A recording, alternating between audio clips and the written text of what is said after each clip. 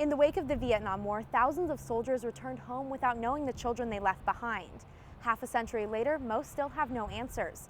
But now one local father and his long-lost daughter finally have the answers that they've prayed for.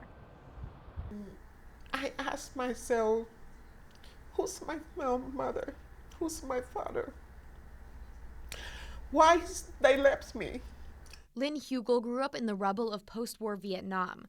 Like so many others who are called Amerasians, the product of a relationship between a Vietnamese woman and an American soldier who rarely knew a child was expected. When I went prepared to die. While there, he met a local woman who cleaned the service members' homes and eventually took a liking to a soldier named James. She was my house girl along with many other guys. And I was there for approximately 3 months. His unit was moved just days after finding out a baby was on the way. After I left, I knew she was pregnant. Her mother was pregnant. And I prayed for her mother and her for 51 years. Abandoned on the steps of a hospital by her struggling mother and an outcast from society because of her heritage, she never knew her biological family. She moved to the U.S. in the 90s and made a life of her own. But after a half-century of unanswered questions, she went on the hunt for her truth. So I took a DNA test on Christmas Eve. There were 3 DNA matches, all pointing towards James Fenceroy. This moment I never forget.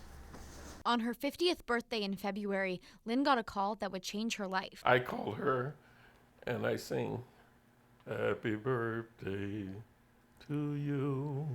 For 50 years I never heard his voice, but when I heard he sang, and I believe he is my father. Happy birthday to you. 2 months after that first phone call, Lynn was on her way to Sioux City. Oh Lord, thank you. Thank you. That's the first time in 50 years I see my father face to face. And I just want to hold him because I lost him for 50 years, so I don't want to lose him again. After a lifetime without answers, the pieces are finally falling into place, not only when it comes to her father, but also for her mother, who she's still searching for. Her mother had given me a picture of her, and I've kept that picture for 51 years. And I was able to give Lynn the picture of her mother. In 51 years, that's the first time I see her picture and I see her face, her beautiful face.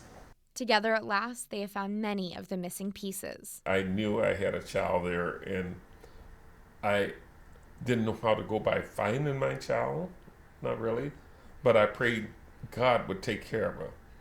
And out of 51 years, it came to pass. It's amazing. It's amazing. I just say, thank you, Lord. A group called Amerasians Without Borders estimates that more than 25,000 children were born to U.S. servicemen during the Vietnam War. Most of them have never found family members, but those who have, including Lynn Hugill, are urging service members and their children to continue searching even 50 years after the war ended. In Sioux City, Vivian Rennie, back to you.